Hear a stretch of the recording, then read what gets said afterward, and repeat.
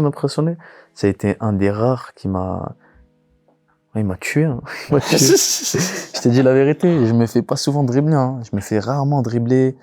Je mets mon pied comme ça. Comme ça, je le regarde comme ça, frère. Et en fait, la foi, elle t'aide à voir toujours le verre à moitié plein, tout simplement. Moi, personnellement, c'est qu'avec la foi que j'arrive à avancer et accepter ce qui se passe. J'ai commencé tard le foot parce que, tu sais, je faisais quoi avant? Dis-moi. Impossible, tu trouves. Je faisais un sport. C'est impossible. Bah, justement, en plus, on voulait te poser la question. Mon père, il me disait, vas-y, il se dope et tout là-bas en Italie, tu vas faire quoi, frère? Mon père, il dit, papa, c'est à 30 ans, c'est à 20 ans, t'es à l'ancienne. Moi, il n'y a pas que je suis avec le Milan, avec l'Algérie ou avec je donne tout sur le terrain. Ça, aujourd'hui, j'aime ce club. J'aime le Milan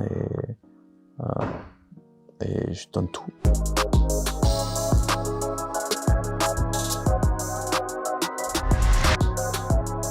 Salut l'équipe, nouvel épisode aujourd'hui de Paye ta graille. Comment ça va? Les gars, je l'ai forcé.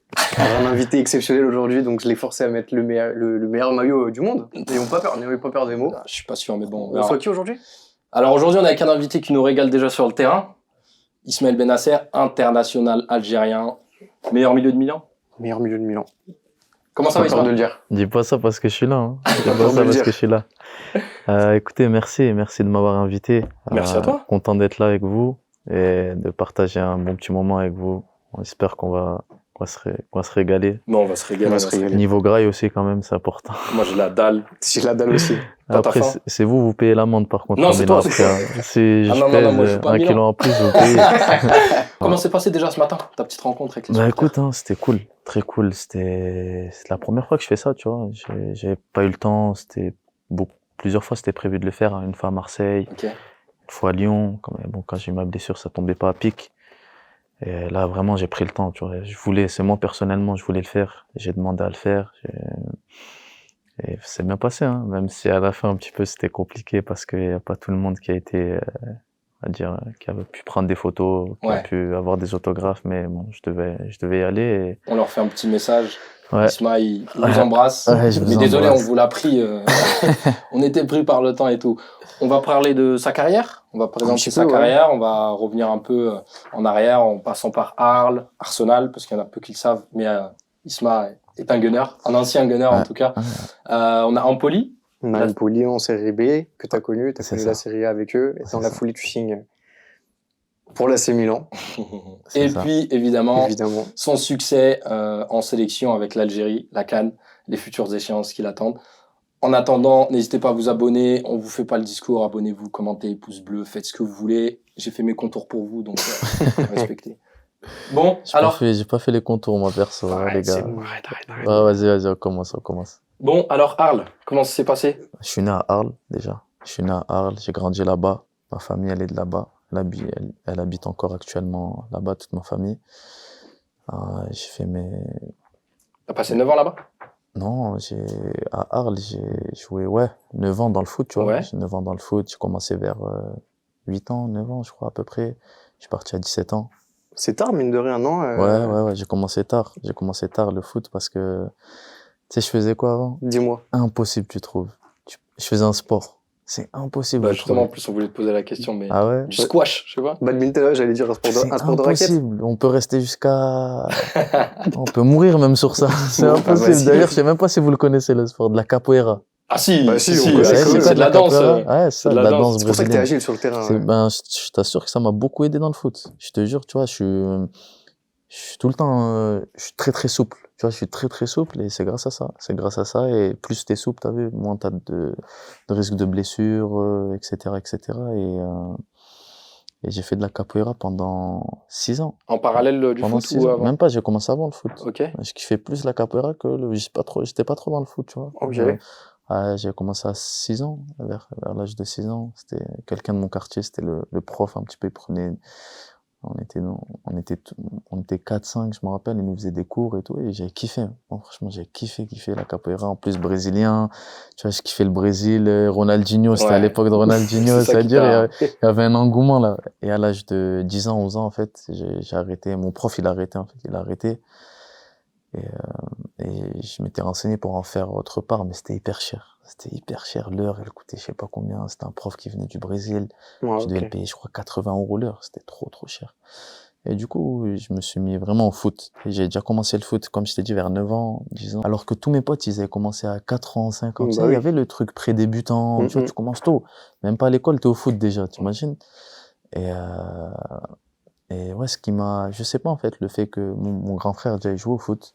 Mon père, il regardait que le foot aussi à la maison. Et je jouais aussi, en fait. Je jouais dans la rue. Avant de jouer dans un club, je jouais tout le temps, tu vois. Après l'école et tout, je jouais tout le temps. Voilà le pourquoi j'ai commencé le foot, c'est... Et t'intègres le centre de formation à quel âge? En fait, à Arles, on n'avait pas de centre de formation. Ok. On n'a pas eu de centre de formation à Arles. C'était vraiment un club, c'était amateur d'ailleurs. D'abord c'était amateur, après on est monté en Ligue 2, Ligue 1, Il y a eu la Ligue 1, ouais, l'ascension. exact. Tu vois, il y a eu l'ascension, je me rappelle, ils avaient fait National, Ligue 2, Ligue 1 en 3 ans. Mais je crois qu'ils sont redescendus direct Après, ils sont après. redescendus direct. Ouais. Faut pas trop demander. Quand même, après, c'est déjà bien. Ouais, c'est bien, non, franchement, c'est bien, c'est bien.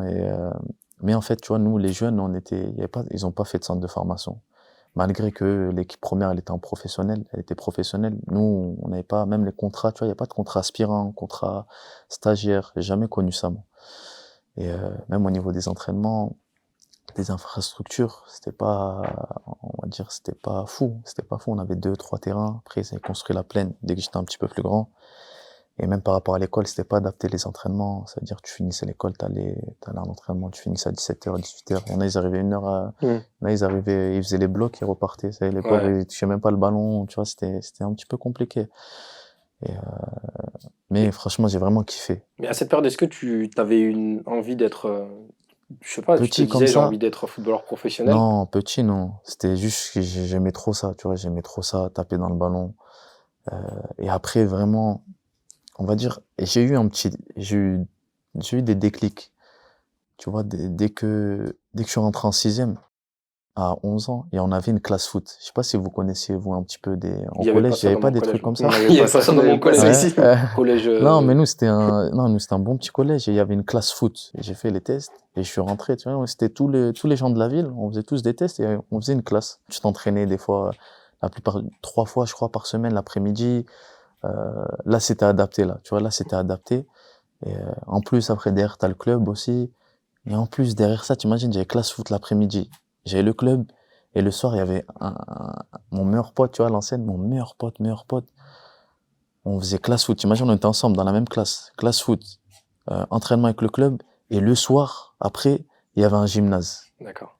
Il y avait un gymnase, c'est foot en salle. Tu vivais foot. Et c'était que ça. Et toute la semaine, en fait, il y avait des foot en salle dans chaque quartier différent, chaque jour. Chaque jour, il y avait un quartier. Tu vois, lundi, c'était Griffeuil. Mardi, c'était Trinquetail. Mercredi, c'était Barreul. Je t'ai dit les quartiers de ma ville, etc., etc. Et on faisait ça toute la semaine. Toute la semaine, on faisait ça. Et on jouait jamais avec les gens de notre âge. Et c'était foot. Mais je pensais pas, pour l'instant, tu vois. C'est quoi qui t'a amené vers, En fait, vers c'est quoi qui Arsenal, m'a, même, je te dis la vérité, déjà, ce qui m'a amené à penser à en faire mon métier, c'est en fait, tu vois, le fait d'être à l'école. Tu sais, quand t'es à l'école, les profs, souvent, ils te demandent ta fiche. Ouais, tu veux faire quoi? Tu sais, marque ton nom, ton prénom, ta profession. Tu veux faire quoi? T'as 10 ans, déjà, je trouve que ça n'a pas de sens, ça. T'as 10 ans, on te demande ce que tu veux faire. Nous, dans notre classe, vu qu'on était en classe foot, tout le monde marquait footballeur. Et tout le temps, les profs, ils nous disaient, mais vous croyez vraiment que vous allez être footballeur? Et tu vois, juste ça, déjà, moi, il y avait un petit truc commun. T'as vu? Moi, on peut pas me dire, t'as vu, toi, tu vas pas arriver à faire ça. Tu vois ce que je veux dire? En plus, tu vois, j'aimais ça. C'est-à-dire, moi, je m'étais jamais footballeur, hein. Je m'étais tout le temps ingénieur, des trucs comme ça, parce que mon frère, en fait, dans ma famille, mon frère, ma sœur, ils avaient fait des études d'ingénieur. Et comme je savais pas forcément je voulais faire quoi, je voulais les suivre, tu vois, peut-être, étant jeune, je savais pas exactement ça allait être quoi. C'est normal, tu vois, 10 ans, tu sais pas, 10, 11 ans, 12 ans, tu sais pas, tu veux faire quoi. Et je m'étais ingénieur tout le temps, pas pour ne pas mettre footballeur, tu vois, mais dans ma tête, en fait, à force qu'ils nous disent ça, les profs, j'ai dit, vas-y, t'as vu, vraiment.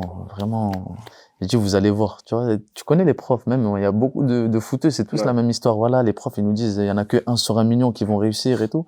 C'est la vérité, il y en a que 1 sur des milliers. Mais t'as persévéré.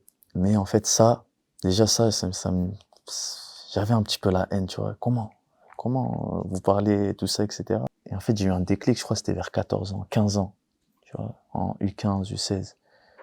U15, souvent, U15, souvent, on me disait, j'étais petit de taille, très petit.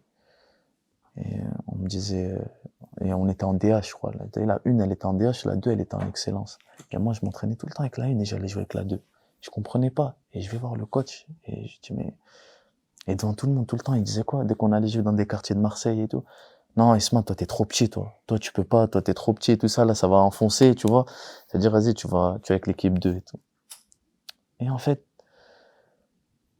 tu vois, c'est une accumulation de beaucoup de choses, tu vois, une accumulation de beaucoup de choses qui a fait que, vas-y, il faut que je leur prouve à tous, là. Tu vois, tous qui croient pas en, pourquoi pas moi, tu vois, pourquoi pas moi, Ouais. faut que je leur prouve. Et après, vraiment, à 16 ans, dès que j'étais en U17 nationaux, tu vois, c'était le grade. Au U17 nationaux, c'était le meilleur niveau, on jouait que contre des clubs pro.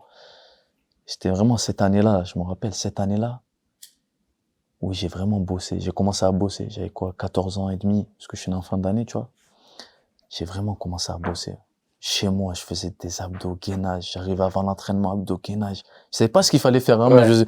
mais abdos, je me rappelle, je mettais sur YouTube abdos en 8 minutes. Ah ouais, je peux dire que c'était costaud, ça. C'était très costaud. Et je faisais ça chez moi, tout seul. Ouais. Les blocs, on faisait des blocs avec l'équipe. Tout le temps, j'allais voir le préparateur. Je peux faire un petit truc en plus. Et il est beaucoup dur. Tu connais, nous, quand on est jeunes. Mais qu'est-ce qu'il fait, lui? Il se foutait de ma gueule, tu vois. Et en plus du fait que je te disais, j'avais qu'un ballon dans les pieds tout le temps. C'était entraînement tout le temps. Je jouais avec mes potes, etc. Et vraiment, là, cette année, je me rappelle, en U17 national, on avait 30 matchs, ou je me rappelle plus. Et j'avais pas raté une seconde. T'imagines, d'un match. J'ai joué tous les matchs 90 minutes. Après, à la fin de l'année, j'ai joué avec la réserve. J'avais 15 ans et demi, un truc comme ça, j'ai joué avec la réserve. Et après, de là, un petit peu, ça a commencé à être sérieux. J'avais sauté la catégorie 19, ils m'ont mis avec la réserve directement. À 16 ans, j'ai fait 6 mois avec la réserve. Et après, c'est là que j'ai commencé à jouer avec les pros à Arles. Sur vraiment... Un malentendu? Sur un malentendu. Hein. Comment j'ai joué avec les... Franchement, belle anecdote. Là, si tu veux des anecdotes, il y en a une belle, là. On devait partir avec mon grand frère. On devait partir à Barcelone. Je crois qu'il y avait un match aussi, tu vois, du Barça. D'accord. À cette époque-là, il y avait un match, je crois. On devait aller le voir. En fait, j'étais à Arles, moi. Je suis revenu de Paris. J'arrive à Arles. Je devais partir en covoiturage jusqu'à Perpignan, parce que mon grand frère, il faisait ses études là-bas. Et on devait aller en prêt ensemble à Barcelone. Parce que c'est juste à côté, tu vois. Je me rappelle, c'était une femme, elle avait 2h30 de retard. Et je l'attends. Et elle me dit, bon, il reste 15 minutes. Dans 15 minutes, je suis là. Comme elle me dit ça, je raccroche, je reçois un appel. Je dis, c'est qui ça? Et je réponds. Je dis, et moi, t'es petit, j'étais un petit peu plus agité, un petit peu plus... Allô, ouais, c'est qui? C'est ça, tu sais, un petit peu en mode, allô, ouais, c'est qui, là? J'étais énervé, ça faisait 2h et quelques que j'attendais, tu vois. Ouais, c'est qui et tout, je sais pas quoi. Oui, c'est Bruno Irles, l'adjoint des pros, tout ça, du code des pros. J'ai dit, ah oui, bonjour. Comme ça, on me filmait, tu vois. Je dis, ouais, il me dit, voilà, Isma, écoute, on a beaucoup de blessés. On voulait prendre un joueur de la CFA, mais lui aussi, il était blessé. Elle m'a dit, écoute, est-ce que t'es là, demain, tu peux être à l'entraînement avec nous parce qu'on a un amical le mercredi. Ouais, je crois que c'était un lundi. Est-ce que demain, tu peux être à l'entraînement avec nous parce qu'on a un amical mercredi et samedi à la Coupe de France. Elle me dit, ouais, je sais que c'est les vacances et tout. Non, je suis pas en vacances, moi, je suis là, je suis chez moi. Il y a pas de vacances, je suis chez moi, tout ça. Et, ben c'est bon, nickel. Bon, vas-y, à demain, il me dit l'heure et tout, je vais à l'entraînement. Match amical mercredi, je joue 15 minutes. Je me rappelle, j'ai fait une vraie entrée. Et samedi, il me fait jouer titulaire, Coupe de France, Red Star, et but. Qualif? Ouais, non, on avait perdu. Okay. Mais mon premier but, premier match en pro. T'as célébré en faisant de la capoeira ou? Non, la capoeira, là, j'avais oublié. Là, il n'y avait plus que le foot, là. Il n'y a plus que le foot, là. Surtout que, tu imagines, on avait une équipe. Il y avait des Mamadou Niang, Gaël Givet, Gary Bocali, Larsen Touré. Tu vois, il y avait des joueurs, TJ Savanier. Tu imagines, il y avait des joueurs quand même, qui aujourd'hui ont leur carrière. Ouais, et qui avaient fait déjà leur carrière, ils étaient en fin de carrière ou qui ont fait leur carrière. Comment ça s'est passé justement après? Où tout a commencé. Non, après, ça arrivait trop vite, frère. Ça arrivait trop vite après.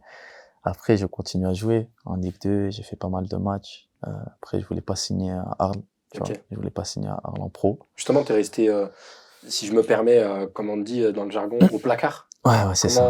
C'est ça. En fait, tu voulais pas signer. Ouais, petite anecdote avec le presse, si tu es, avec le presse de Arles. Je suis dans son bureau et tout, tu connais. Je suis son fiston. À l'époque, j'étais son fiston. J'étais son fils. Même son fils, il le calculait pas comme moi. Et ouais, Isma et tout. Et moi, en fait, j'avais fait un truc à pas faire que je déconseille pour les jeunes. C'était quoi? C'était en fait, à l'époque, j'étais en seconde générale. Je suis allé en première S. Et j'ai eu une bonne moyenne, tu vois, juste avant. À l'école, nous, on était, franchement, mes parents sur l'école, ils ont toujours été durs. Et en fait, quand j'ai vu, et première S, c'était quand j'étais en U17 nationaux, tu vois. Et quand je saute la catégorie 19, je vais en CFA, c'est là que j'ai compris. J'ai dit, écoute, Isma. T'as arrêté l'école? J'ai pas arrêté l'école, mais j'ai dit, écoute, il faut que, l'école, tu peux pas arrêter. Je peux pas aller voir mes parents et dire, maman, papa, j'arrête l'école. Ils vont me dire, qu'est-ce que tu racontes? Mais j'ai dit, vas-y, l'école, faut que t'essayes, il faut que tu trouves une solution pour que l'école soit tranquille. J'ai dit, vas-y, je vais redoubler ma première, et je me suis réorienté en STUDD à l'époque. Ça doit être comme, pas STMG, mais peut-être, c'était un truc technologique, tu vois. Câblage. Voilà. En fait, je me suis dit, vas-y, j'ai pris un risque. Vas-y, je mise sur le foot. Et c'est ce que j'ai fait. Et en fait, c'est pour ça que, pour revenir au président, là, j'étais avec lui, je parlais, quand en fait je m'entraînais avec les pros, je commençais à jouer avec eux, je pouvais plus aller au lycée. Parce que moi, mon lycée, il était à Arles, et nous, on s'entraînait à Avignon, les pros. Les pros, ils s'entraînaient à Avignon. Pourquoi ça s'appelait en fait Arles-Avignon? Parce que le président, il venait d'Avignon. Et deuxième chose, parce que nous, on n'avait pas de terrain professionnel homologué à Arles. Très bien. On jouait avec le stade d'Avignon. Du coup, ça s'appelait Arles-Avignon. Du coup, aussi, c'est bien de le dire aux gens qui croient que la ville, elle s'appelle Arles-Avignon. Non. Arles et Avignon, c'est deux villes différentes, tu vois, parce qu'il y en a beaucoup qui croient que c'est Arles. Qui pensent que quand ils voient Arles... tu viens d'où? D'Arles-Avignon? Après, faut choisir Arles ou Avignon, tu vois. Et bref, et du coup, le président, je lui dis, mais là, j'ai arrêté mes études, comment je fais? Moi, il faut que j'aille à l'école. Mes parents, ils me mettaient la pression. Il me dit, non, mais t'inquiète pas, cours en ligne. Tu vas faire des cours en ligne, on va te prendre des cours en ligne, tu vas passer ton bac, etc. Parce que j'avais le bac à la fin de l'année, la première partie, tu vois. Et j'ai dit, ok. Et ça, on n'a pas encore parlé de contrat et tout, tu vois. Et vas-y, je fais mes matchs et tout, bien. Et là, on commence, il me reprend dans son bureau, il vient me chercher chez moi. Il me ramène à l'entraînement, on parle et tout. Et je dis, écoute, moi, pour l'instant, je veux pas signer et tout, parce que je commençais à avoir des clubs. Ok. Je commençais à avoir des clubs, je jouais en équipe de France. À l'époque, c'était en U18. Et je commençais à avoir des clubs. Et du coup, j'ai dit, j'avais pas d'agent, tu vois. Et là, je commençais à rentrer dans ce monde-là, là. Et j'étais dans le monde des bisounours, mais là, je commençais à rentrer dans le vrai monde du foot. Je commençais à avoir des clubs, les directeurs, ils m'appelaient, ils appelaient un tel, des gens, ils venaient me voir, les agents, ils commençaient à venir me voir, etc. Et du coup, je lui dis, écoute, moi, je vais pas signer, on verra plus tard. Et là, même, écoute, tu joues plus, quoi. Ouais, je joue plus. Plus de groupe. Il y a plus d'école en ligne, je sais pas quoi, débrouille-toi, etc. Ouais, je joue plus. Du coup, j'ai dit, vas-y, je retourne au lycée, tranquille, tu vois, tranquille. J'étais avec la réserve. Et après, en fait, il y a tellement eu de blessés, je sais pas, ils m'ont rappelé. Et ça, c'était pendant le trou des 6-7 mois où tu jouais pas. Ouais, c'est ça. Et ils m'ont rappelé, et j'ai fini la saison avec eux. J'ai fini la saison avec Arles et je suis parti. De Arles à Arsenal. De Arles à Arsenal. Il y avait pas mal de clubs en France, pratiquement tous les clubs presque. T'as des noms? Des souvenirs? Franchement, tu veux que je te dise dans quel club je voulais signer? Vas-y. Vraiment, à Lorient. Ok. À Lorient, écoute, après Lorient, ça commençait à bégayer et je voulais vraiment, vraiment aller à Dijon. C'est quoi qui te donnait particulièrement envie d'aller? Le projet sportif. Okay. Moi, c'est simple, j'avais compris ça. Tu vois, ça, je l'ai compris avant que je signe mon premier contrat pro. Écoute. Sachant que t'avais pas d'agent. J'avais pas d'agent. J'avais en fait un mec de mon quartier qui s'occupait de moi, tu vois. Quelqu'un de mon quartier, il s'occupait de moi. Et moi, j'avais compris direct que, écoute, Isma, t'as vu, t'as galéré, t'as un parcours atypique, t'as pas fait de centre de formation. T'as vu ce qui va trimer là, ce qui va passer avant tout, c'est être le projet sportif. Regarde pas l'argent, on demande même pas Ouais, vas-y, je veux que ma famille soit bien, vas-y, écoute, tranquille. De toute façon, ça, c'est que du bonus, en vrai. Non. Ne sois pas gourmand, tu vois. Tu viens de nulle part, tu vois ce que je veux dire. Et du coup, comme je te disais, la personne de mon quartier, tu vois, qui s'occupait de moi, je lui ai dit, ouais, je vais aller à Dijon. Il m'a regardé comme ça, il était mort de rire, tu vois, il était mort de rire. Il m'a dit, mais non, qu'est-ce que tu racontes, tu vas pas aller à Dijon, faut que tu tapes haut, tu vois, faut que tu ailles dans un grand club. Il y avait l'OM, il y avait Lille, il y avait des clubs quand même, Monaco, je voulais aller à Monaco aussi, et je voulais aller de partout. Ouais, tu me dis, tu vas aller partout, t'es encore à l'école, à ce moment-là, t'avais obtenu ton bac? Non. Tu l'as pas eu au final? Non, en fait, l'école, dès que je suis retourné avec les pros, en fait, après, je suis plus allé à l'école, tu vois. Et je suis quand même allé passer la première partie de mon bac. Du coup, c'était pas le bac, c'était que la première partie. Et après, en fait, l'été il passe, les clubs ils me veulent, etc. Mais vas-y, le vrai truc vraiment moi qui m'intéressait, c'était Dijon, comment ils me parlaient, tout ça. Et du coup, il y a qui appelle Manchester City. Ils appellent. C'était Patrick Vieira, l'entraîneur à l'époque. Moi, c'était le directeur, il m'appelle et il me dit voilà, écoute, on te veut, tout ça, on veut que tu sois avec la réserve et tout.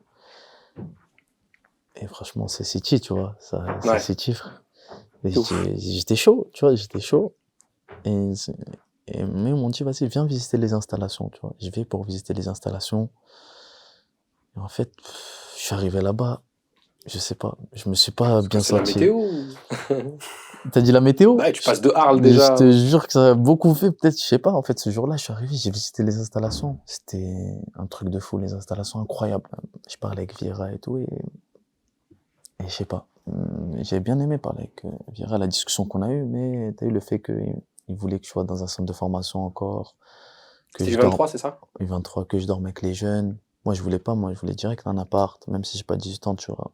Je voulais ramener ma sœur, tu vois, avec moi, vivre avec moi. Et du coup, j'avais abandonné, tu vois, j'avais abandonné City. Et après, en fait, il y a eu Arsenal, vraiment à la fin.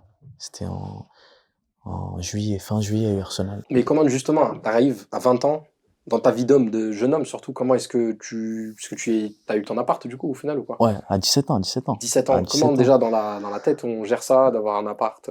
Et déjà, quitter son pays aussi, parce que ça ne devait pas être facile, ça. C'était ça le plus dur. Tu parles anglais? Non, je parlais pas anglais. J'avais pris l'anglais à l'école, mais tu connais, c'était l'anglais. C'est pas le même anglais. En fait, c'est le même anglais, mais c'est pas pareil. C'est pas pareil. J'arrive là-bas, c'est dur, hein. C'est dur.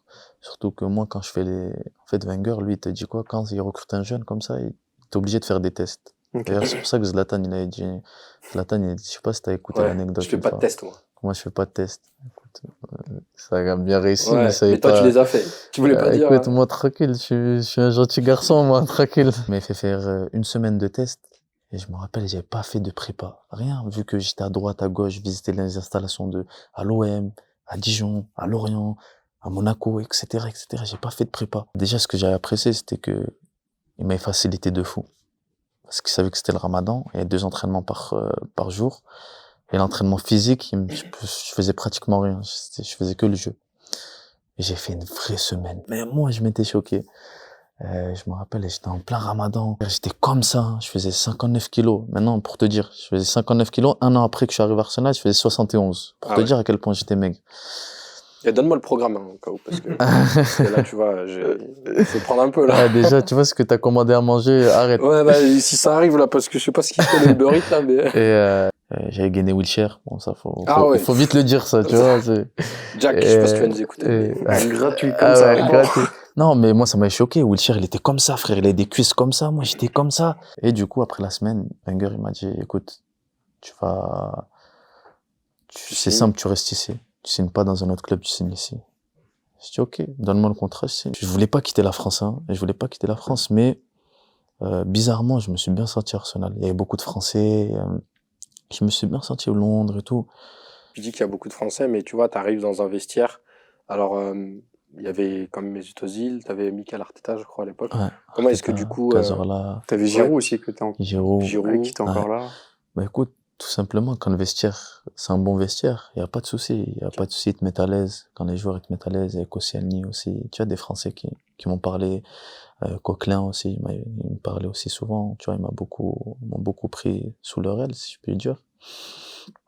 Et sans partie aussi grâce à eux, tu vois. Faut que je les remercie parce que pourquoi j'ai voulu signer, c'est ça. Tu vois, si t'es dans un vestiaire qui ne calcule pas, Oui.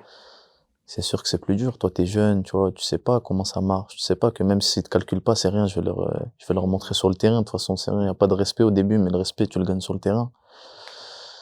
Mais ça, tu le comprends pas, tu connais pas. C'est la première fois que tu es dans ce monde-là. Et en fait, j'ai signé là-bas. Et en fait, quand j'ai signé là-bas, moi, c'était pas forcément, même si je l'avais dans un coin de ma tête, pas forcément pour jouer avec l'équipe première le plus rapidement possible. Non. C'est, comme je te dis, j'ai pas eu de formation à Arles. C'est pour avoir cette formation-là parce qu'Arsenal, c'est l'une des meilleures formations en Europe, tu vois. Les jeunes, c'est... Ils t'ont aidé sur quoi, Arsenal? Parce que tu arrives dans un club où on sait que les jeunes, quand ils arrivent dans une ville ou même dans un pays qui n'est pas le leur, bah, tu dois passer ton permis, tu vois, éventuellement ton diplôme, apprendre l'anglais. Comme tu as dit, tu vois, ben, sur tout ce qui est extra-sportif, tout. Moi, j'ai voulu que ma sœur, elle vienne avec moi, elle est venue vivre avec moi. On faisait des cours d'anglais, elle et moi. On a bien appris l'anglais. Comme tu as dit, mon permis, je prenais aussi des heures de conduite. Je faisais des heures de conduite là-bas. J'avais déjà le code. Je faisais mes heures de conduite là-bas. Ensuite, je l'ai passé pas là-bas en France, mais là-bas, j'ai fait mes heures. Ma famille, s'occupait de ma famille quand ils venaient. J'avais besoin d'un truc. Il y avait quelqu'un pour ça. Et j'étais vraiment facilité à ce niveau-là. Et c'est pour ça que je me suis vraiment concentré sur le terrain. Et j'ai vraiment une bonne formation, tu vois. Et ils t'apprennent aussi, dans un centre de formation, tu vois, c'est de l'éducation aussi. Il y a souvent des réunions avec des gens qui viennent de la FIFA, etc. Ils t'apprennent le métier, tu vois. T'apprends ton métier, en fait, tout simplement. Et moi, j'étais vraiment dans cette découverte-là, c'est ce que je voulais. Et Arsenal, je pense que c'était le meilleur endroit pour moi, pour avoir appris mon métier. Et après... Et te forger en tant qu'homme. Et me forger en tant qu'homme, comme tu dis. Bon, au bout de 6 mois, déjà, en U23, j'étais capitaine, tu vois. Mais au bout de 6 mois, en fait, je voulais... Ça y est, j'ai joué en Ligue D, en Ligue 2. 6 mois, je suis resté. Après, il n'y avait que les jeunes, tu vois. En réserve, c'est que tu joues qu'avec les joueurs de ton âge. Je voulais vraiment jouer. Je voulais jouer, peu importe où je voulais jouer. Et c'est pour ça que j'ai été prêté à Tours. J'arrive à Tours...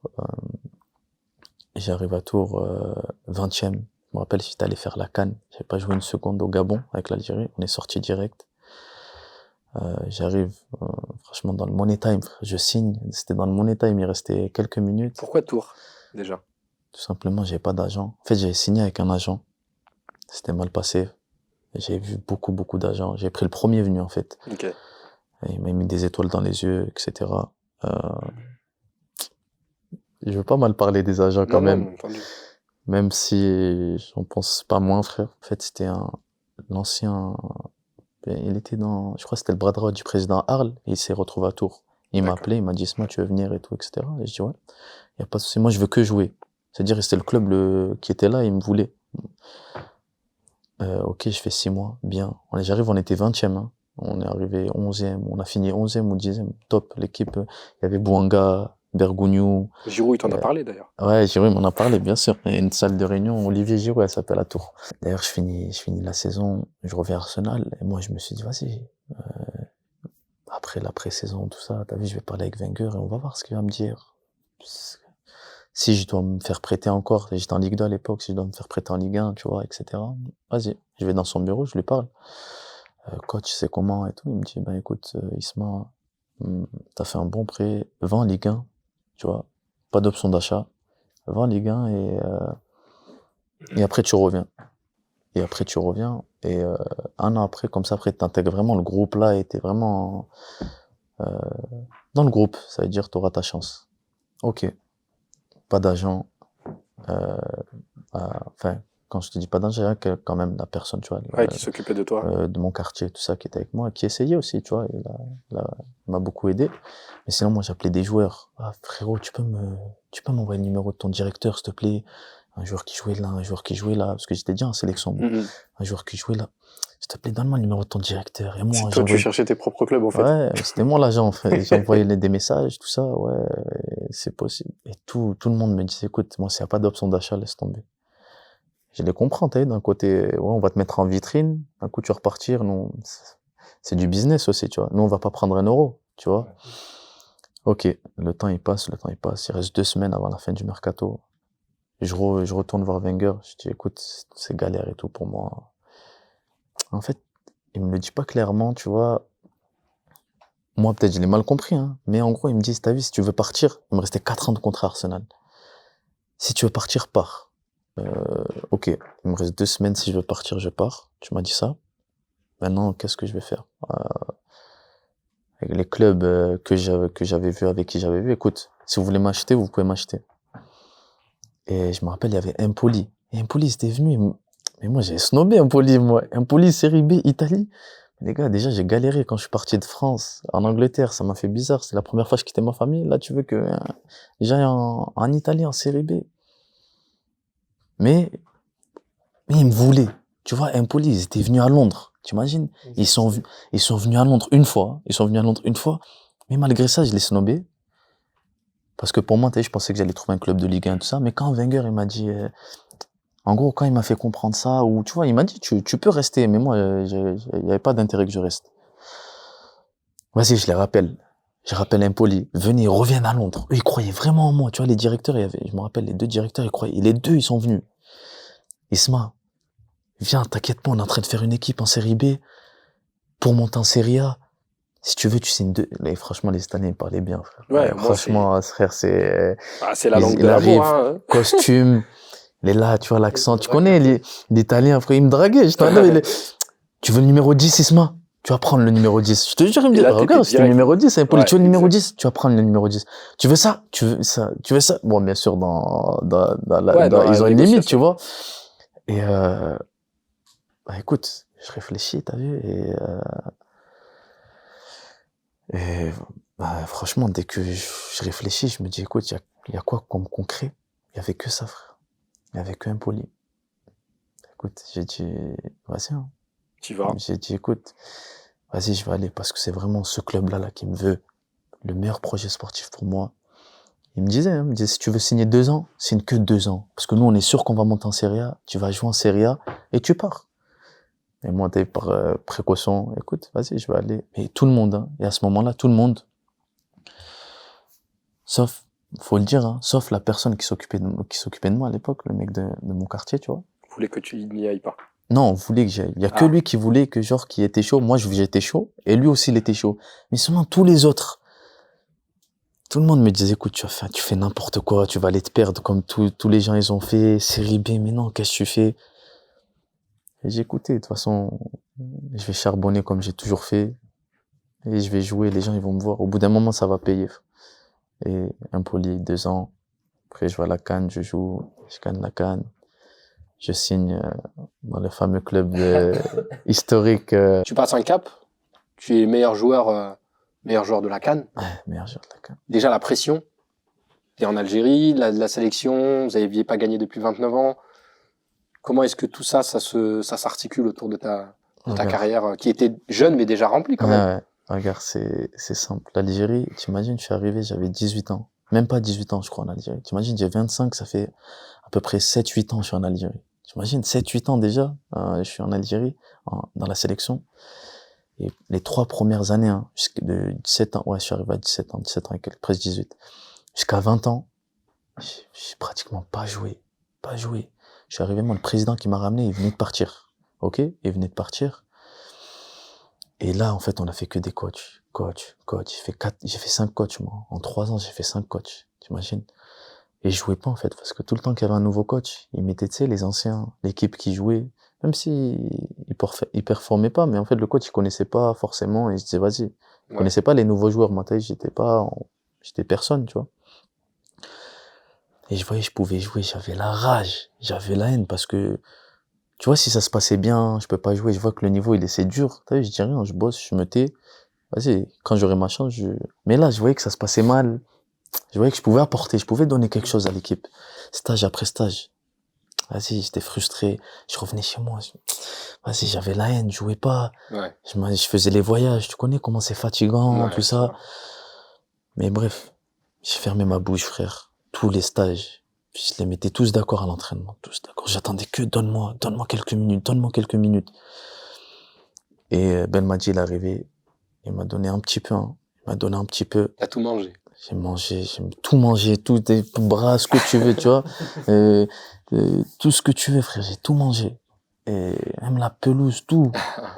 Et franchement, après, j'ai confirmé, j'ai reconfirmé, j'ai prouvé, j'ai reprouvé. La CAN, comment ça s'est passé? Parce que tu vois, tu nous dis que t'as quand même un passif assez charognard, tu vois. Ouais. Donc t'attends, t'es dans l'attente, et au final, tu y parviens. Comment est-ce que déjà t'arrives? Est-ce que déjà, j'imagine, quand on commence une compétition, on est là, on se dit on va gagner, mais... Bah, la CAN, t'as vu, bah, surtout que, comme t'as dit, j'étais pas quelqu'un qui jouait, moi. J'ai commencé à jouer au match de préparation de la CAN. Non, peut-être un match avant, parce que j'en parlais en plus il y a pas longtemps avec Belmadi. C'était un match avant, je me rappelle. J'ai commencé à jouer il y a pas longtemps, tu vois. Ça veut dire, personnellement, vas-y, moi, quand il y a quelque chose comme ça, des gros matchs ou une grosse échéance, je suis un joueur, malgré moi, t'as vu, peut-être c'est inné, j'arrive bien à gérer la pression. J'ai de la pression, attention, j'ai du stress, mais j'arrive bien à gérer. Quand j'arrive sur le terrain, j'ai de la pression peut-être avant. Quand l'arbitre siffle, début du match, ça y est, plus rien. Et quand je commence à toucher mon premier ballon, ça y est, frère. Première passe, elle passe. La première passe, tu vois, c'est pour ça on te dit tout le temps, vas-y, joue simple. T'as été 2-3 premiers ballons, joue simple pour prendre confiance. Frère, les 2-3 premiers ballons, ça y est, joue simple, ça passe. Sur le terrain, là, dans ma tête, il n'y a plus personne qui peut m'arrêter. Personne qui peut m'arrêter, vraiment. Et moi, je suis tout le temps comme, même aujourd'hui, c'est comme ça. Même à Milan, même aujourd'hui en Algérie, c'est comme ça.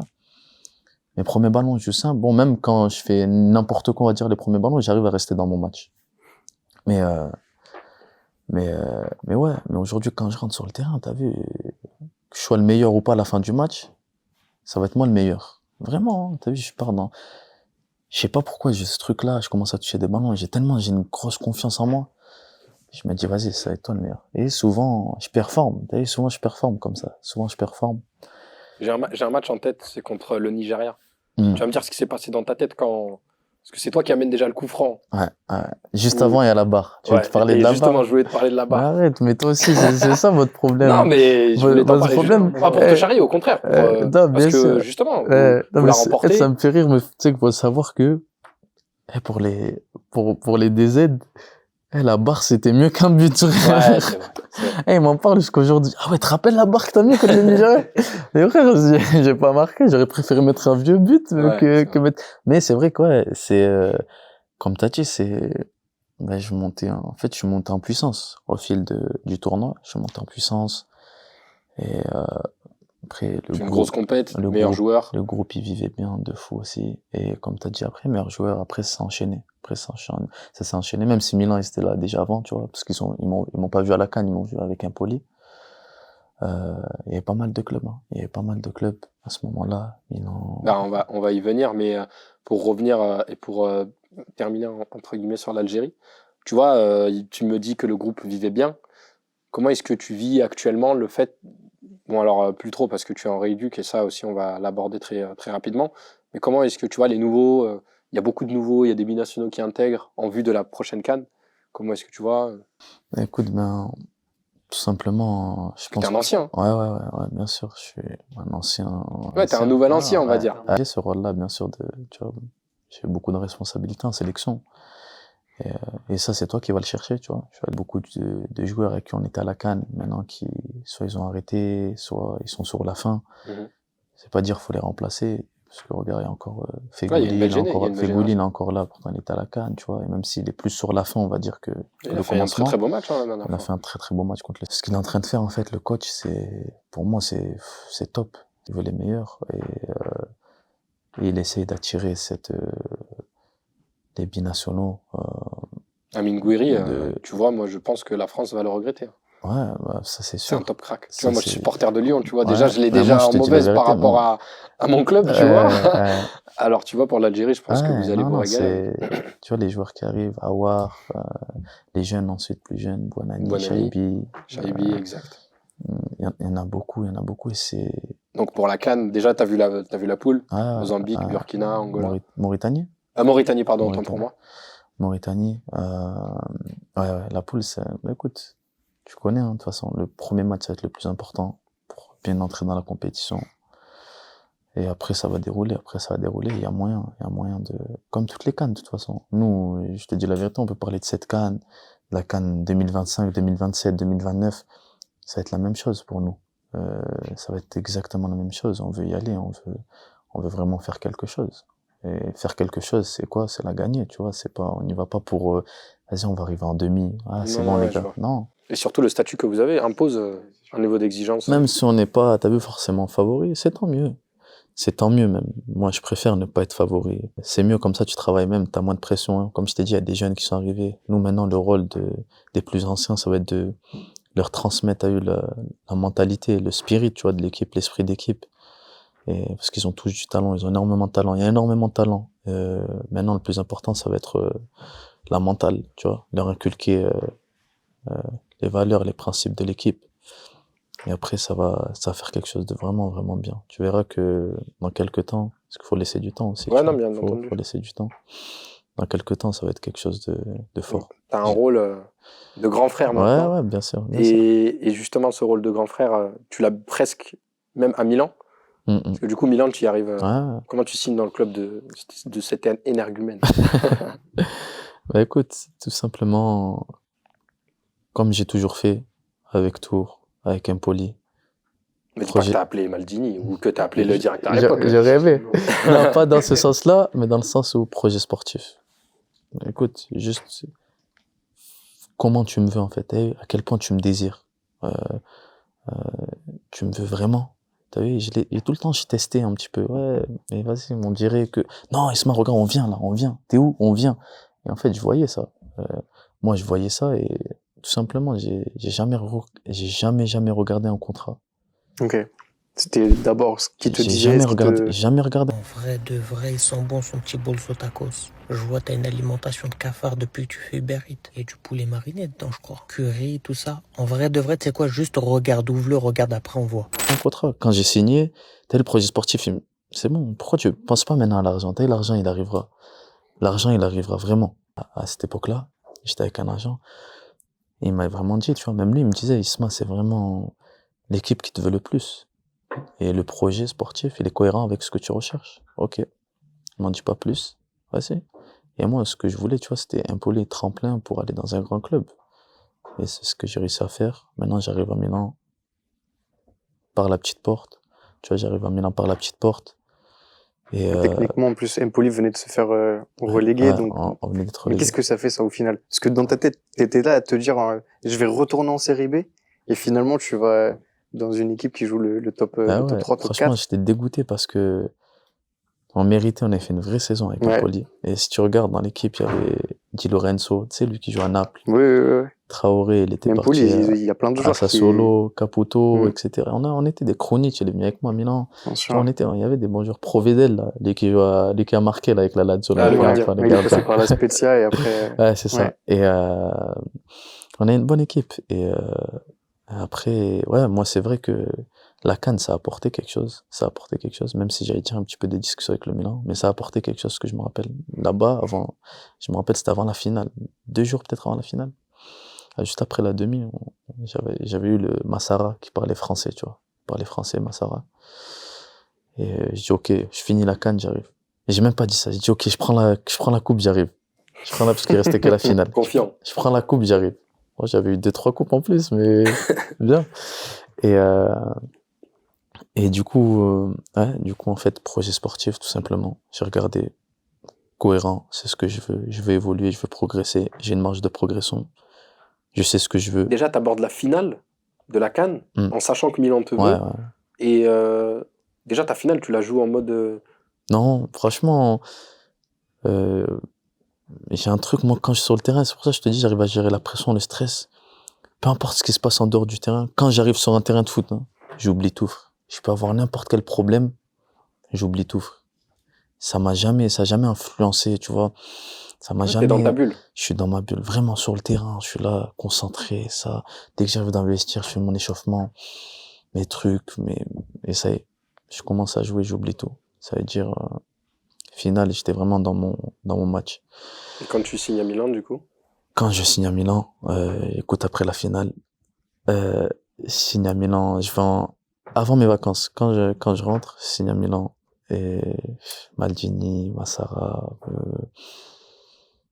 t'arrives à Milan, frère, t'arrives dans le siège du club et tout, c'est top, top. Et au début, en fait, je réalisais pas encore à quel point c'était un grand club, Milan. Moi, mon grand frère, il est fan de Milan. Mon grand frère, depuis petit aussi comme toi, il est fan. Ça t'a aidé, ça, dans ton choix? Non, tu voulais pas le du rendre tout. fier ou même pas? Non, même pas. Ouais, un truc comme ça, moi, y a pas d'état d'âme, et surtout que, en fait, moi, depuis tout le temps, depuis petit, hein, et que ce soit dans les clubs, pour signer dans un club ou avec un contrat de sponsor ou quoi, c'est tout le temps moi qui ai pris mes décisions. Voilà, j'en parlais avec ma famille, mais à la fin, tout le temps, moi, j'ai dit, écoute, je vais faire ça. Comme je te disais, par exemple, Empoli, personne n'était avec moi. Tout le monde me disait, mon père, il me disait, vas-y, il se dope et tout là-bas en Italie, tu vas faire quoi, frère? Mon père, il dit, papa, c'est à 30 ans, c'est à 20 ans, t'es à l'ancienne. Je suis arrivé à Milan, et en fait, vraiment, au jour d'aujourd'hui, là, dès que je relativise un petit peu, je me dis, c'est incroyable. Ce club-là, il est incroyable, frère.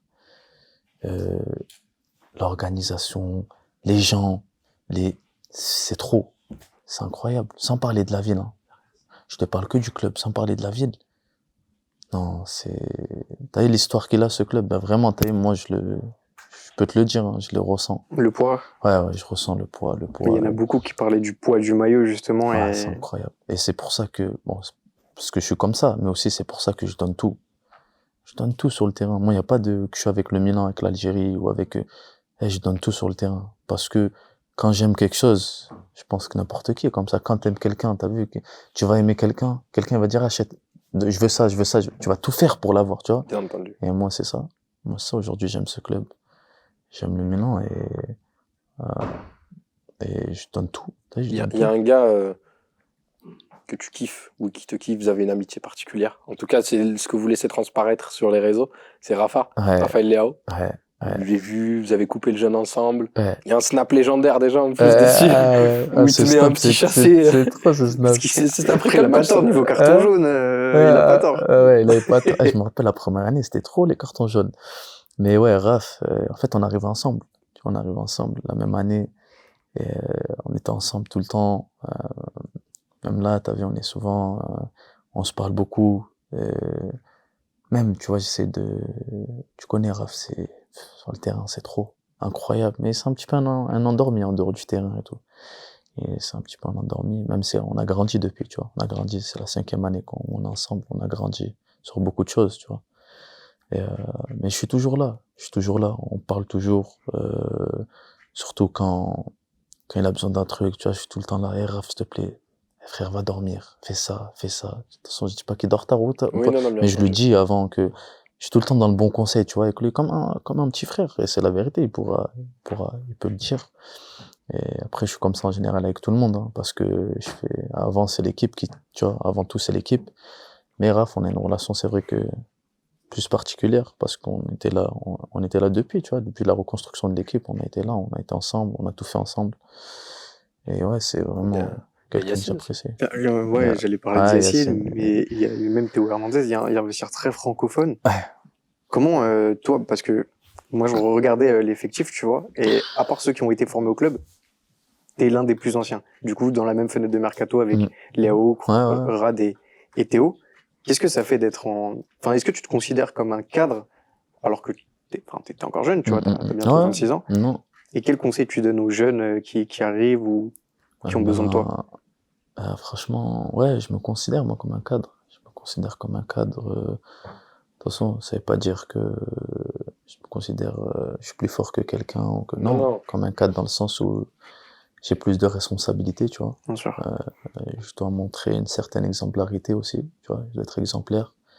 Parce que quand tu portes ce maillot, quand t'as tes responsabilités, beaucoup de responsabilités, au début, quand t'arrives, tu les connais pas forcément. Après, quand tu re-signes un nouveau contrat, tu prolonges, tu te dois, ça fait partie du contrat, même s'il n'est pas écrit dedans, mais si tu veux signer, c'est pour respecter toutes les valeurs et les principes de ce club-là. Et au jour d'aujourd'hui, je me dois il y a un nouveau, qu'il soit jeune ou ancien, un nouveau, je le mets à l'aise. Viens, t'as besoin de quoi que ce soit, écoute, t'as mon numéro, tu veux un truc, n'hésite surtout pas. Je sais que c'est comme ça, t'inquiète, t'es timide, tout le temps je fais ça. T'inquiète, t'es timide, là, tu parles pas, t'inquiète pas, on va se battre dans 3-4 mois, on est là, on rigolera tu connais comment c'est quand t'arrives dans un vestiaire, t'es tout timide, après, quelques mois après, c'est top, c'est toi qui fais tu vois la personne, tu dis, mais toi, il y a 3-4 mois, frérot, tu fais pas un mot, dédicace à Salem Makers, d'ailleurs. C'était exactement comme ça. Il est timide de base. Ouais. En ayant cette mentalité, cet état d'esprit, tu penses à l'équipe avant tout. Tu veux qu'il performe. C'est-à-dire, pour qu'il performe, faut qu'il soit bien. Nous, on n'est pas là en mode, vas-y, il arrive, ou bizarre, ou quoi. Non, on est vraiment une équipe. Vas-y, on sait ce qu'on veut. On respecte le club. On sait que le club, il doit revenir le plus haut possible sur la scène européenne. Et c'est ça. Et ça fait partie de... On parle de scène européenne. Il a une vidéo, on la mettra en montage. Il fait n'importe quoi. Il était au match Milan-Naples, c'est ça? Tu marques. Ouais, tu étais là-bas? Quand tu marques, je crois que c'est ton premier but en Champions League, si je me trompe pas. Ouais, premier but, ouais. Et tout le stade, hein. Quand t'as San Siro qui crie ton nom comme ça, là, en fait, tu ressens quoi? En plus, l'expression, t'es folle. Il y a tout le monde qui a couru. Tu vois les mecs qui glissent dans tous les sens et tout. Ouais, c'était n'importe quoi. Écoute, franchement, si je peux le décrire en un mot, émotionnel, frère. Émotionnel, que de l'émotion, frère. C'est un truc, tu peux même pas, indescriptible. Je pense, toi, déjà, en tant que supporter. Moi, j'ai cassé ma voix, d'ailleurs. T'imagines, alors, toi, sur le terrain, t'entends, tu vois, ouais, Benasser, tout ça. Pourtant, en plus, je trouve que, faut être honnête, hein, je faisais pas un vrai match. Pour moi, je sais que t'allais me dire ça, je sais pas pourquoi. Ah ouais? Et je faisais un match éclaté. Non, il faut dire, moi, je te dis la vérité, je faisais un match éclaté, je marque. Et tout le monde, ouais, t'as fait un match de fou. Tu sais que tous ceux qui m'ont dit ça, non, c'est pas vrai. Et je vous interdis. Mais malheureusement, t'as vu, tu marques, t'as été nul, les gens, ils vont t'aduler, frère. Alors que moi, je suis pas un mec comme ça. Moi, je préfère vraiment, hein, le fond que la forme. Tu vois, je préfère vraiment le fond que la forme. Je suis quelqu'un, t'as vu, tu marques pas, mais tu fais un vrai match. Ah ouais, je te kiffe. Alors que t'es éclaté, tu marques, tu peux marquer tous les buts que tu veux, si t'es éclaté, j'aime pas. Sauf si t'es attaquant, c'est que ça ton job, tu vois. Mais, ouais, j'étais éclaté, mais...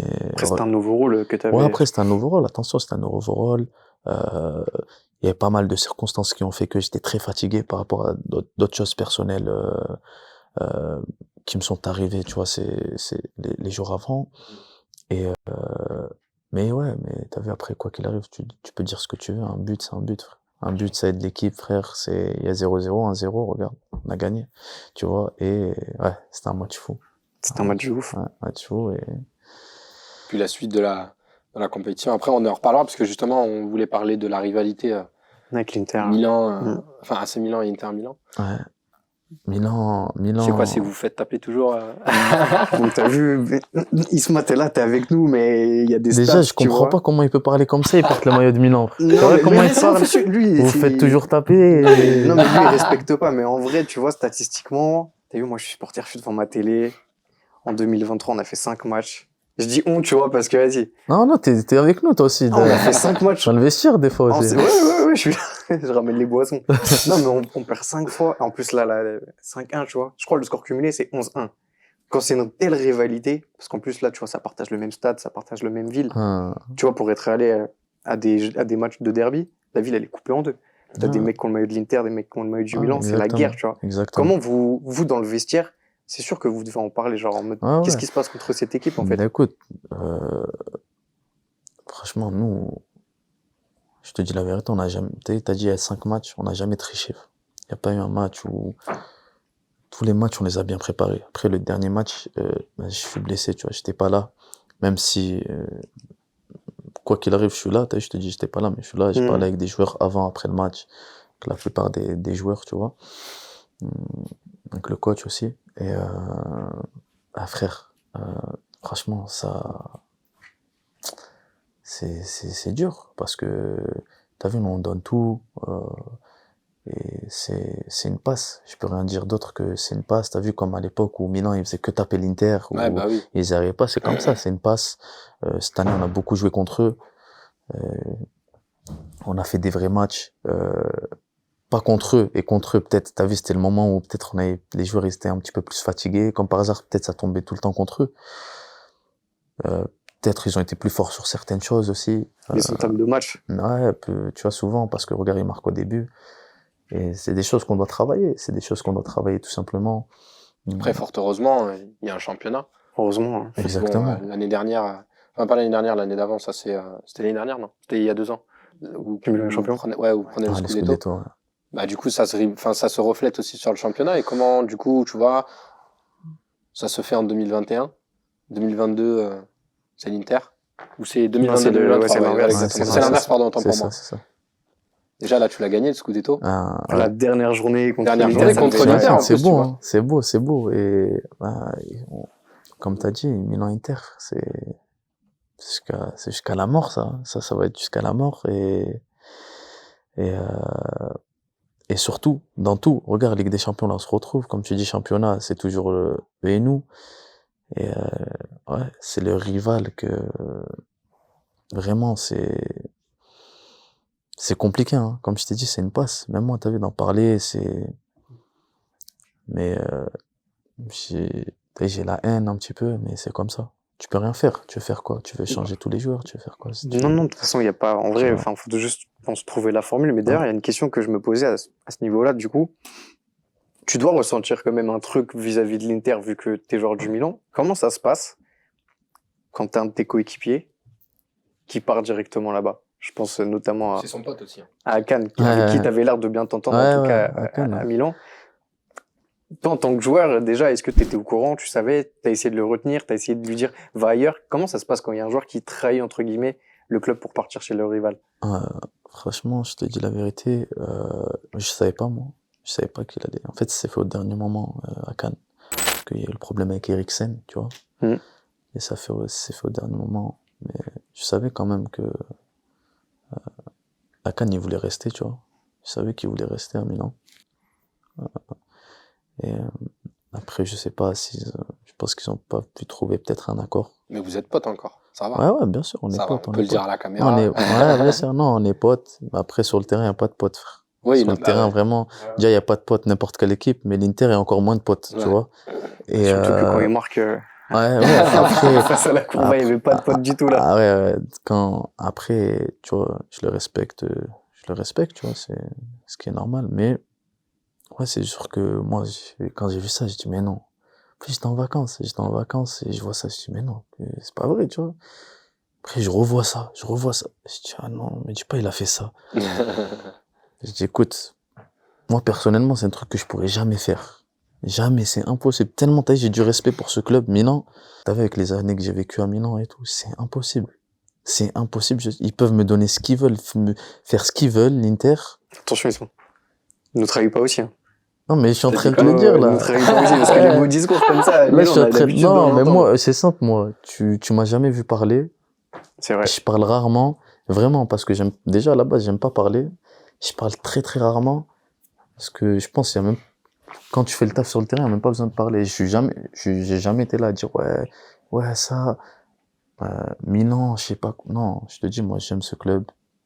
Je te dis pas que je vais rester toute ma carrière dans ce club, hein. Je sais pas de quoi il fait demain. Mais en tout cas, je sais que demain j'irai pas à l'Inter. Ça c'est sûr. Bon, au moins vous ferez une promesse tranquille en privé. Ça c'est sûr. Et tu vois, tu nous as beaucoup parlé de ton spirit, de ton état d'esprit, ton mental. Et j'ai une question personnelle, tu me diras si tu souhaites y répondre ou pas. Mais comment est-ce que ta foi elle t'a aidé tout au long de ta carrière? Parce que du coup, tu partais un peu, tu vois là, j'ai retracé un peu le fil de ta carrière et c'était plus ou moins pas en freestyle, mais même si t'avais ta ligne en mode projet sportif, tu vois, tu partais, tu t'es dit bon bah je vais aller à Arsenal, je vais aller à Tours. Comment est-ce que ça t'a aidé? Ben justement, tu vois, c'est la foi qui m'a aidé à faire ces choix-là. C'est la foi qui m'a aidé à faire ces choix-là parce que si t'étais à ma place, comment t'aurais fait toi? Tu sais pas? Ouais. Bah, c'est tout simplement.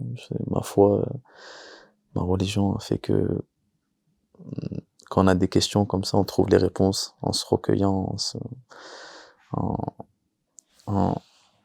en demandant, tu vois, en demandant à Dieu, si je peux dire. Et ça m'a beaucoup aidé, ce qui m'aide encore aujourd'hui. Parce dans que les étapes compliquées, comme là, actuellement.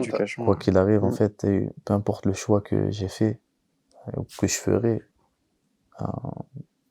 c'est écrit, je pourrais rien changer. Et maintenant, c'est à moi de ce qui va se passer, tu vois, dans ma vie, ce qui s'est passé, par exemple, avec la blessure. Coach Ibn Mektoub, comme ouais, ça, mais même, en fait, t'es obligé d'accepter. T'es obligé d'accepter, tu vois. T'es obligé. Parce que si t'acceptes pas, c'est quoi? Tu vas avoir des remords, tu vas rester, tu vois. Ça va te faire quoi? Tu vas pas avancer. T'avances pas, tu recules. Tu vois ce que je veux te dire? Et en fait, la foi, elle t'aide à voir toujours le verre à moitié plein, tout simplement. J'ai été blessé. Ok, ça dure combien de temps? Vous allez m'opérer? 6-9 mois? Je savais exactement presque ce que j'allais faire pendant les 6 mois. Ok? Ça fait 7-8 ans, je suis pro. Mais 7-8 ans, j'ai pas eu encore l'occasion de optimiser vraiment ma nourriture, optimiser vraiment mon sommeil. Regarde, ça fait 7-8 ans, j'ai vraiment pas optimisé mon temps aussi avec la famille. Tu veux dire que ça t'a aidé Et bien sûr, moi, les 6-7 mois là, je me suis dit, ok, je vais optimiser ça, je vais faire ça. Regarde, j'ai pas le temps là, je joue tous les 3-4 jours, j'ai pas le temps de faire ça. Tout le temps, j'y pense, pourtant j'y pense. Mais j'ai pas le temps. C'est la famille, c'est se rapprocher de tes proches. Voilà, tout. Tu vois, c'est général, c'est général. Et c'est exactement ce que j'ai fait, ce que je suis en train de faire. C'est exactement et pour te dire, peut-être ça va être dur à y croire, mais c'était l'une des meilleures choses qui me soit arrivée, tu vois. Cette blessure-là, sur le plan personnel, et même sur le plan travail, parce que j'ai eu le temps de vraiment bien regarder mes matchs, de travailler beaucoup dans mon métier et dans ma vie personnelle. Vraiment énormément. Et ça, tu l'acquiers qu'avec là. Il y en a qui n'ont pas la foi, qui l'ont aussi, mais moi, personnellement, c'est qu'avec la foi que j'arrive à avancer et accepter ce qui se passe. Et tu vois, tout ça, ça te permet d'inculquer des valeurs, enfin de t'inculquer de plusieurs valeurs. Mais il y a aussi une notion importante qui existe dans le foot. Tu l'as évoqué tout au départ, mais tu disais que c'était pas forcément important pour toi.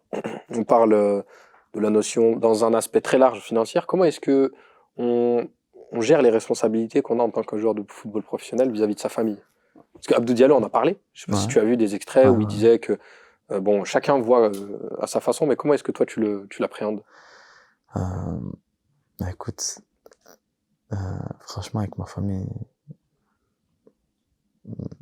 famille ou mon entourage en général, hein, on va dire que malgré toi, quand t'es joueur de foot et quand t'as de l'argent, t'es pas qu'un joueur de foot, t'es un chef d'entreprise. Vraiment, hein, t'es un chef d'entreprise. Tu t'occupes de tout. Il y a des tâches de partout. En dehors du foot, il y a des tâches de partout. Et il faut que t'arrives à comprendre le plus vite possible comment t'organiser avec ça. Quoi faire, comment le faire. Et c'est à toi, en fait, si t'es intelligent, tu vas réussir à gérer ça. C'est toi qui connais les membres de ta famille. C'est toi qui vas ne pas les habituer à certaines choses, ne pas les brusquer dans certaines choses, leur donner à bon escient, tu vois. Et ça, c'est très, très important. C'est très, très important, mais très, très dur aussi. Vraiment, encore au jour d'aujourd'hui, je me cherche sur certaines choses. J'essaie je réfléchis à beaucoup de choses. C'est compliqué. Après, comme je t'ai dit, j'ai une famille extraordinaire parce que il s'est jamais rien passé avec l'argent. Que je leur donne ou que je leur donne pas. Pour te dire, regarde, aujourd'hui, je donne des sous à ma mère. Pour te dire, écoute bien, je donne des sous à ma mère. Des fois, je lui dis, maman, tiens, s'il te plaît, tiens, fais-toi plaisir. Elle fait quoi, ma mère? Elle met de côté pour moi au cas où il se passe quelque chose. Tu imagines ou pas? Mais maman, t'inquiète, je mets de côté pour moi-même. Non, elle met de côté pour moi. Mais maman, fais-toi plaisir. Non, t'imagines, du coup, ça te prouve. Et mes frères, mes sœurs, ma sœur. L'entourage est sain. Mon père, ma femme, tout le monde. Il y a personne après, parce que bien sûr aussi, moi-même, je suis pas quelqu'un qui est attaché à l'argent. Tu vois, je suis pas quelqu'un qui... Bien sûr, c'est important. Attention, je suis pas en train de te dire que l'argent, mais je m'en fous. Tu vois, j'ai de l'argent aujourd'hui. C'est tant mieux. Je remercie Dieu. Et voilà, demain, j'en ai pas. Comme je t'ai dit, il y a un truc qui fera que je m'accrocherai, c'est la foi, frère. Quoi qu'il arrive. Quoi qu'il arrive. Faut accepter quoi qu'il On en revient tout le temps à ça parce que c'est la base de tout. Moi, c'est la base de ma vie, tu vois, de mon existence, c'est ça. Et je vais en revenir tout le temps à ça parce que c'est comme ça. Et voilà, mais franchement, à ce niveau-là, c'est dur. Hein. Je te dis pas que c'est facile, c'est très très dur. Et il faut bien être entouré. Ton entourage, ça joue beaucoup parce que quoi que tu veuilles, on est jeune, on arrive très très jeune, prématuré dans ce monde-là. On nous demande de faire des choix. Ouais. Il y a des dérives. Ouais, on nous demande de faire des choix, t'imagines? Avec beaucoup d'argent en jeu, alors que t'as 18, 20 ans, 22 ans, même 25 ans, ça reste jeune. C'est Adel Tarabt qui lui avait expliqué ce risque, en quelque sorte. Tu vois, lui, il est allé à Londres aussi très jeune, et il expliquait, tu vois, dans une interview, que qu'il y avait beaucoup de dérives, et que pour certains, ça pouvait être tu vois, moi aussi, j'ai des amis, personnellement, ou peut-être toi, tu as connu des gars avec qui tu jouais, qui, malheureusement, se sont pas forcément, tu vois, concentrés ou restés focus. Mais parce que en fait, comme je t'ai dit, le plus important, en fait, lui qui va réussir, c'est lui qui va comprendre avant tout le monde. Tu vois, lui qui va comprendre avant tout le monde. Qui va comprendre quoi? Ok. J'ai 17 ans, 20 ans, là. Vas-y, frère. Sacrifice. Mais c'est quoi sacrifice? Parce qu'on dit, ouais, les joueurs de foot, quand même, ils ont des sacrifices, ils font des sacrifices. Et je suis pas d'accord, moi. Si tu fais le bordel et tout, quel sacrifice tu fais? Si tu t'en fous du terrain, c'est quel sacrifice? Non, c'est pas, un vrai sacrifice, c'est quoi? C'est ok, j'ai 20 ans. Je vais finir à 35, 40 ans. Pendant 15, 20 ans, là. Même s'il faut que je vois pas ma famille, je vais pas les voir écoutez, je vous calcule pas pendant 15, 20 ans, mais vous inquiétez pas après. Laissez-moi. Je vais être concentré quand je te dis que, attention, ça prendra avec des pincettes. C'est pas ne pas les voir, etc. Mais c'est vraiment, t'as des principes, des valeurs, t'as tes trucs personnels, mais t'as eu ton travail, ça doit être aussi important que tes trucs personnels. Tu dois avoir cette envie d'exceller dans ce que tu fais. Tu vois? Tu dois avoir cette envie d'exceller. Et si t'as compris que, ok, vas-y, je vais faire des sacrifices. Mais non, comme tu dis, tu vois, les dérives, ça, on peut tous tomber là-dedans. Ça va vite, très vite. Mais si t'as compris que, oh, non, ça rapporte rien. Écoute, tu vois, bon, moi, c'est de par ma religion ou autre chose. Mais même pour les gens qui ne sont pas religieux, il y en a qui sortent pas. Pourquoi? Parce qu'ils veulent exceller dans leur travail. Vas-y, j'aurai le temps. Il te dit, j'aurai le temps pour ça. Ouais, là, fais tout ce que t'as à faire maintenant, travaille, et surtout, même quand tu comprends que, vas-y, tu veux pas avoir de regrets. Toi-même, dans ton travail, t'as vu, dès que tu sais que t'as pas fait un petit truc, c'est sûr qu'à la fin, si t'as un échec ou quoi, tu te diras, mais j'aurais pu faire ça, tu vois. J'aurais pu faire ça. Et moi, en fait, c'est ce que je veux, je ne peux pas faire les trucs dès 17 ans, mais là, regarde, même à 25 ans, j'apprends beaucoup de choses. À 35 ans, à la fin de ma carrière, j'apprendrai des choses. Et c'est là que je les mettrai en pratique, et que je les appliquerai. Et le but, ce sera c'est ça, de pas avoir de regrets, tu vois. Ok, j'ai fait ça. Et regarde, si tu regardes bien Benzema et tout, c'est quand qu'il a, attention, Benzema, c'est Benzema, mais vraiment qu'il a explosé, ou vraiment on a entendu parler. Vraiment, ou qu'il commençait à un petit peu titiller le ballon d'or et tout, c'était à 30, 32, 33, 30. Et moi, je sais que c'est vers cet âge-là, vraiment, où aussi il a compris certaines choses, où il a vraiment fait attention à certaines choses, sa nourriture, ça. Ouais, il y a plein de petits, il l'a dit aussi, hein, il y a plein de petits trucs des détails importants, quoi. Et tu vois, comme je t'ai dit, ça tu vas l'apprendre tout au long de ta carrière. Mais quand t'as compris ça, tu vois, quand t'as compris ça, t'as compris vraiment beaucoup de choses. Quand t'as compris que, c'est important ton travail. Et après, beaucoup de choses va découler de ça, tu vois. Ton entourage, lui, il m'amène dans quoi? Moi, je veux pas sortir, lui, il veut sortir. Ça, ouais. Va ailleurs. Moi, je travaille, lui, il me dit non, Isma, viens, on va faire autre chose que l'entraînement. Vas-y. Moi aussi, et en fait, tout va découler de ça, tu vois. Mais ça se reflète dans ta personnalité. On le voit. Ben, en fait, comme j'ai toujours eu ce que je voulais, déjà, mes parents me l'ont inculqué, ça. Ma mère, peut-être elle me l'a jamais dit, mais ma mère disait juste ce qu'elle faisait à la maison, elle avait même pas besoin de parler. Mon père, t'imagines, il arrive en France, il a 18 ans à peu près. Il n'était jamais allé à l'école. Il a commencé à travailler à l'âge de 11 ans pour payer les études à ses frères et sœurs. T'imagines, c'était lui qui a été sacrifié dans la famille. Il a payé les études à ses frères et sœurs. Comment? Il a fait maçon. C'est simple, quand tu fais pas d'études, à part agriculteur, maçon, des trucs que tu peux apprendre sur le tas, tu vois, manuel. Et vraiment, et ça a été le plus grand de mes exemples, mon père. À 11 ans, il a commencé à travailler. Comme je t'ai dit, il a payé les études à ses frères et sœurs. Il a construit la maison à mes grands-parents. Il est venu à 18 ans en France. Parce que faut savoir que il a sacrifié sa vie, frère. Il a sacrifié sa vie. Il est parti pour envoyer de l'argent à sa famille. Ensuite, il a rencontré ma mère. Moi, quand j'étais petit, je le voyais, il partait à 6-7 heures du matin. Il revenait à 17 heures, 18 heures. Il disait pas un mot, frère. C'est ce que ça veut dire. Il s'en plaignait pas. Il s'est jamais plaint, frère. Il s'est jamais plaint. Il nous disait juste, allez travailler à l'école, s'il vous plaît, mes enfants. S'il vous plaît, travaillez à l'école. Je veux pas que vous finissez comme moi. T'imagines?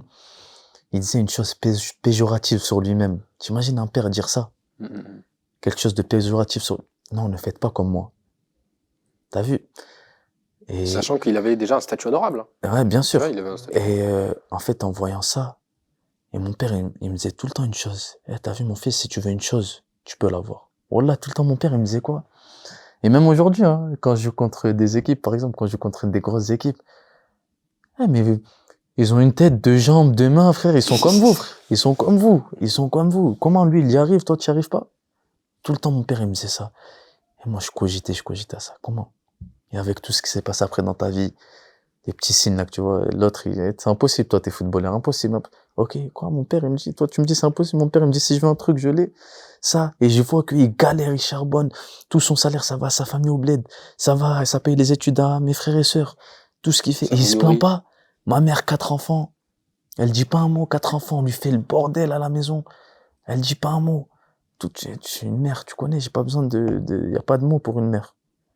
Mais tout ça, en fait, a fait que, vas-y, ok, Isma, tais-toi, parle pas, fais ton truc, travaille. Y a pas d'autre mot que travail, pas d'autre mot que persévérance, y a pas d'autre mot que patience. Et tout simplement, t'as vu, après, ça y est, les clés de la réussite, tu les as. Si t'as tout ça, t'as vu, t'as les clés de la réussite. Tu les as, les clés de la réussite. Et voilà, après, comme je te dis, sur ça, j'aime pas trop tout ce qui est caméra, interview. Ça va, tu fais bien. Franchement, tu te débrouilles parce que non, ça veut pas dire que je sais pas parler, tu vois, mais j'aime pas, dans le sens où j'aime que le terrain. Le terrain, il parle pour nous. T'as pas besoin. Mais si je peux rajouter quelque chose, c'est malgré nous, hein, les footballeurs, t'es obligé de soigner, pas soigner. Je soigne pas mon image, mais je suis obligé d'avoir un rapport avec l'image, de la communication, même si je suis pas pour. Je suis obligé parce que les réseaux, etc., ça a tellement pris un engouement. On a vu que ça aide, comme parfois ça avantage, comme ça désavantage certaines personnes, certains. À ce titre, tu fais un film. Sur ta rééduque. T'es acteur apparemment maintenant. Non, même pas. Je te dis ça vraiment. J'ai même rien. Pour te dire les questions, si tu me regardes, tu m'as même pas posé trop de questions. C'est moi qui te parle. Ça. C'est tout le but. C'est tout le but. J'ai rien préparé, mais ouais, pour te dire que ça a une place maintenant, tu vois. Les réseaux, qu'on le veuille ou non, ça a une place. Tous les médias, ça a une place. Ça a une place très très importante. On le sait. Et c'est pour ça qu'aujourd'hui, j'essaye un petit peu de... Ouais, de communiquer. C'est même pas j'essaye, j'ai compris que ça faisait partie de mon travail, tu vois. Ouais. J'ai compris que ça faisait partie de mon travail. Même si je peux ne pas le faire, mais en fait, je vais le faire aussi vraiment pour tous les gens qui me soutiennent. Bah, tu vois, à ce titre, il y a des questions. Ah ouais? On a des abonnés qui nous ont posé des questions. D'accord. Pour toi. D'accord. On va te les sélectionner. Il y en a ouais, bah déjà du côté des supporters du Milan, il y en a qui sont unanimes sur la question. Si je peux dire, c'est tu reviens quand? Comment se passe ta rééducation? Je peux me poser la question aussi à moi-même. Ta rééducation, comment elle se passe? Je te dis la vérité déjà.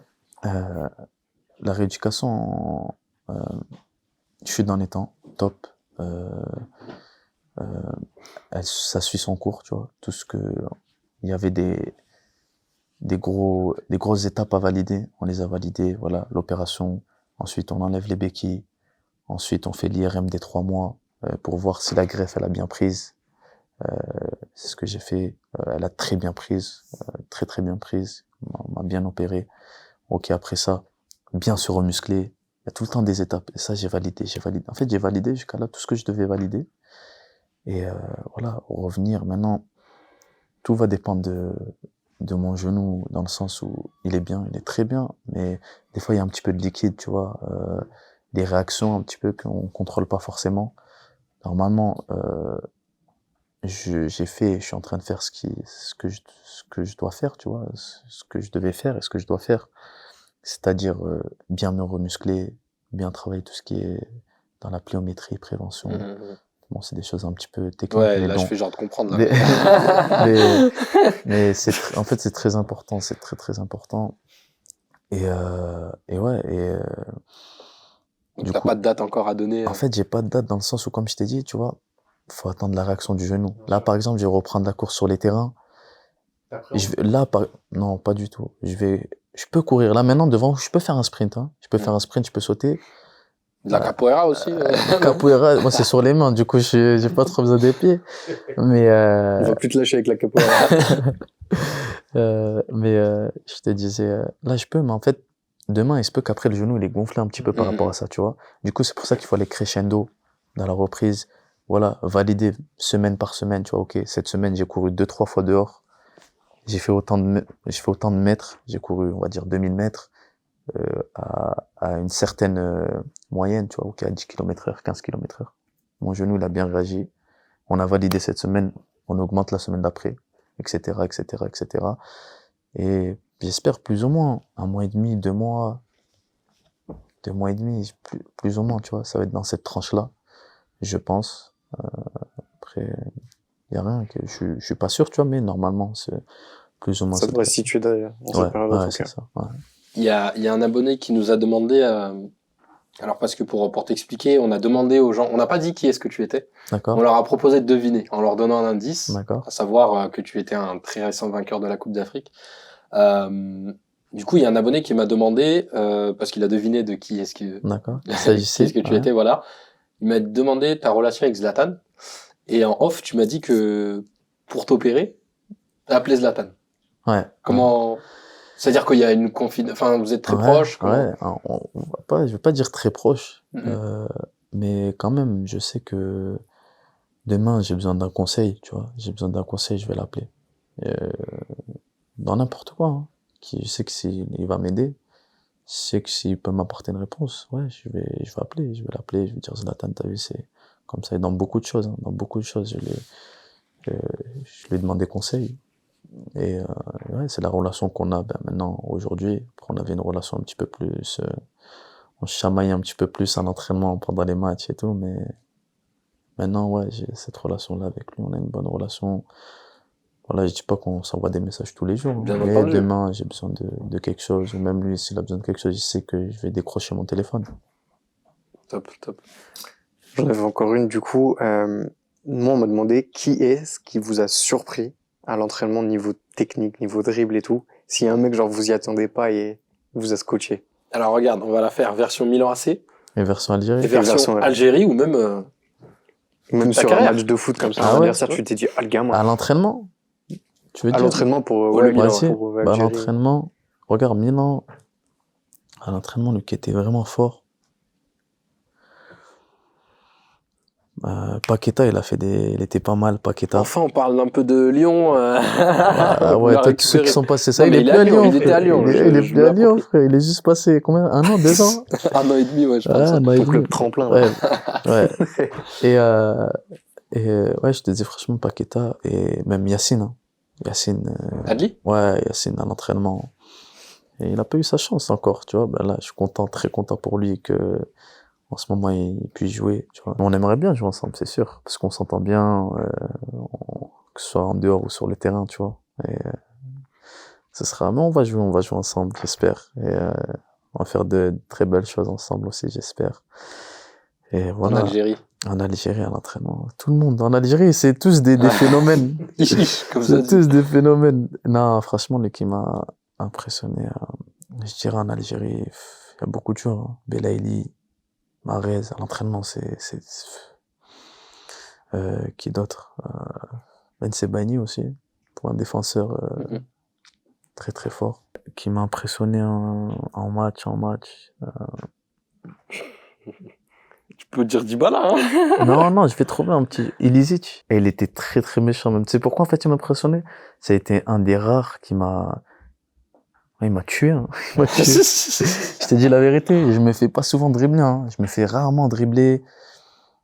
Mais lui, je me rappelle, on jouait avec un Impoli, je le connaissais pas en fait. Et t'as vu, regarde l'importance de regarder les matchs des adversaires. C'est un travail aussi qu'on oublie ou qu'on néglige, mais c'est trop important. Tu vas regarder le match contre les adversaires contre qui tu joues, tu vas être prêt dans certaines choses, tu vois. Et moi, j'étais pas prêt. J'étais pas prêt de ce qu'il allait me faire, j'étais pas prêt du tout. C'est-à-dire, on est dans la surface, tout ça. Il me crochette extérieur du pied gauche. Et je croyais, il va pour centrer, Mahrez. T'as vu Mahrez? Fin de frappe. Et tu pars. Je pars pas encore bien. Ok, tu vois, je pars pas encore bien, là. Je pars, mais pas bien.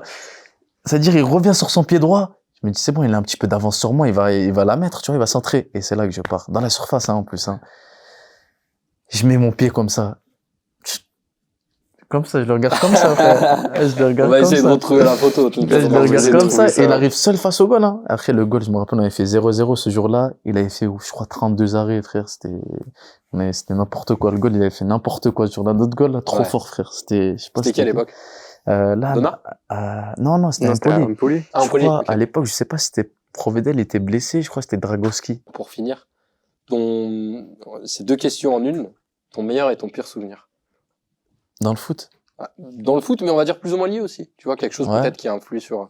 Ouais, bah écoute, mon meilleur souvenir, je vais dire... Franchement, il y avait pas mal de bons souvenirs hein, dans le foot. Il y avait pas mal de bons souvenirs. Mais franchement, une grande fierté aussi que j'ai oublié de dire, tu vois, que c'est là, il y a pas longtemps, ma prolongation à Milan. T'as vu, ça a été un vrai souvenir parce que, attention, il y a pas de satisfaction, t'as vu, je serais satisfait quand j'aurais fini ma carrière. Mais parce que c'était un accomplissement, t'as vu, c'était la première fois que je prononce dans un club. Vrai contrat, t'es vraiment là, comme je te disais avant, je regardais même pas le contrat, je signais. Là, vraiment, j'ai regardé, écoute, ça y est, j'ai prouvé, j'ai reprouvé, etc. Maintenant, faut que, t'as vu, je sois comme ça, je suis un cadre, mais il faut aussi noir sur blanc me le prouver que je suis un cadre.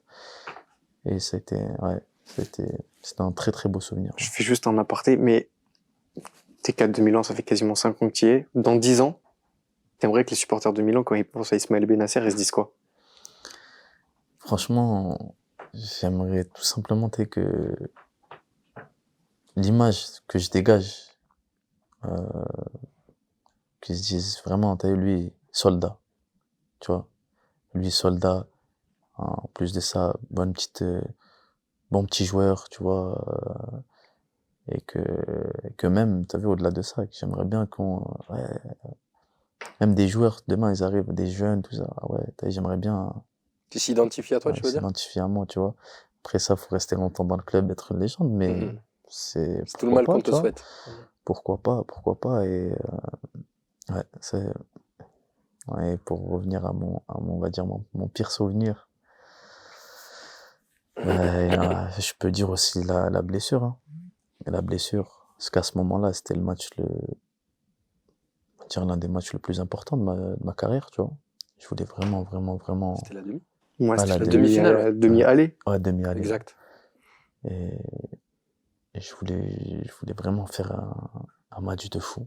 Vraiment, t'as eu ce match-là, j'ai dit, ok, t'as eu ce soir-là, c'est pour moi. Tout le monde regarde. Ouais. Tu sais que tout le monde regarde. Voilà. Vas-y, ok, j'ai prouvé, les gens ils me connaissent, mais il y a toujours des trucs, non, mais Bennacer, c'est pas encore ça, dans le sens où il a pas encore prouvé, dans les grands matchs, dans les grandes compétitions. Oh, bah, ok, tu veux quoi? Par ce soir-là, tu veux quoi? Ouais, maintenant, je vais vous prouver. Y a pas de souci. Et après, j'ai eu la blessure. Qui est un moment, certes, triste, mais qui, aujourd'hui, a fait de toi un meilleur homme, j'en doute. Non, bien sûr. Et, c'était très sur le coup, comme je t'ai dit. Mais après,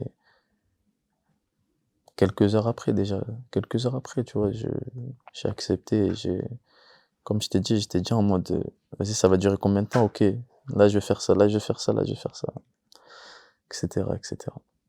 Et du coup, qu'est-ce qu'on peut te souhaiter pour la suite? Pour la suite. Attends, parce que là, il fait comme s'il allait s'en tirer, mais tu devais nous raconter une anecdote. Ah oui, sur un taxi, et moi, je l'ai pas oublié. Déjà, là, de mon équipe, je sais pas c'est qui vous a raconté ça, mais je vais l'attraper. Je vais pas donner son nom. Il se reconnaîtra peut-être, il rigolera à la caméra ou écoute, non, alors, c'est même je vais pas... introduire. On m'a dit, j'introduis avec ma version, c'est-à-dire ce qu'on m'a raconté. Comme ça, au moins, tu sais à peu près. Et puis après, Isma, il va raconter. Voilà qu'un jour, tu devais aller à l'entraînement, en taxi, et tu te réveilles à l'aéroport. Parce que déjà, tout à l'heure, tu charriais les AO, tu disais c'est un mec endormi et tout, j'ai retenu. Mais toi, là, c'est vrai. Qu'est-ce qui t'est arrivé? Comment tu t'es retrouvé là-bas, le taxi, il t'a ramené à l'aéroport alors que... Avant ça, c'était l'année dernière, hein. C'était l'année dernière. Avant ça, c'était une période où, moi, d'habitude, j'arrive jamais en retard. Aux entraînements, tout. Et là, dis-toi, j'avais presque raté un entraînement entier. C'était la première fois de ma vie, ça m'a fait ça. Ok, t'as vu, ça arrive et tout. Bon, ça arrive, mais j'ai bien payé, mais ça arrive quand même. Et en fait, c'était une période, t'as vu, après ça, je suis arrivé en retard à une réunion, d'un match. Et c'est que des trucs comme par hasard. T'as vu, regarde, je sors, tu vois, par exemple, la réunion, elle était à 13h30, je te dis une bêtise. Ouais. On était dans l'hôtel. Je sors à 13h24, tu vois, le temps que je sorte de ma chambre, je vais à la salle de réunion. Tu sais, normalement, en 2 minutes, 3 minutes, tu sais. Je me dis, je vais prendre les escaliers. Je prends l'escalier, et c'était au rez-de-chaussée, ok? À l'étage 0. Enfin, à l'étage 0, il n'y a pas d'étage, au rez-de-chaussée. Et comme par hasard, l'escalier s'arrête au premier étage. On peut pas descendre. Et c'est-à-dire qu'il faut prendre l'ascenseur pour descendre. Et comme par hasard, pour rentrer dans l'hôtel, enfin, genre, tu sais, il y a des portes, mais la porte, il faut une carte pour rentrer. Et je l'avais pas. J'appelle, pas trop de réseau, j'essaie de leur parler au mec de la sécurité. Mais je suis là, mais ils me disent, mais t'es où là, frère? Je dis, mais parce qu'en plus, en fait, l'escalier, il donnait, on dirait, c'était dehors, c'était bizarre un petit peu, c'était pas dans l'hôtel. Il donnait sur un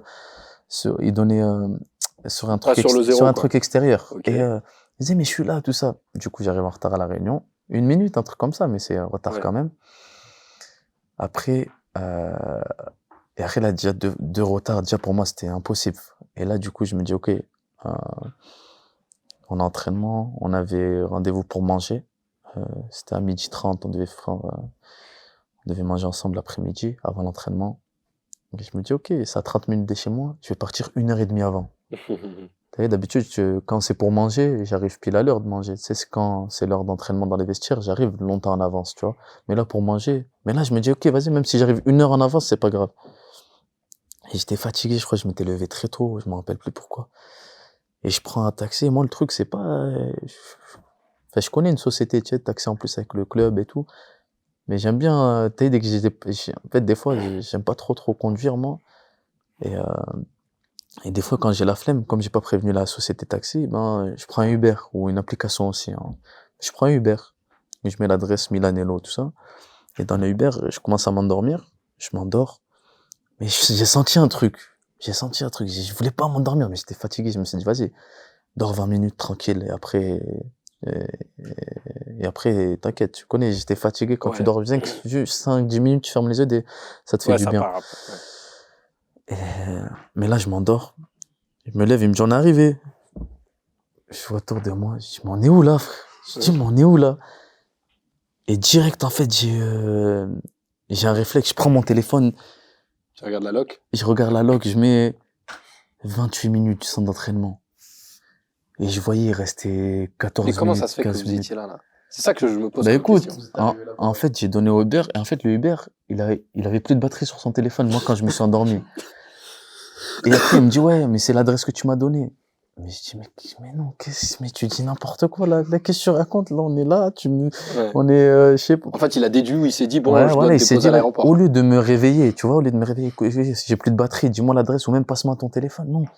J'arrive comme ça, je suis où, tout ça.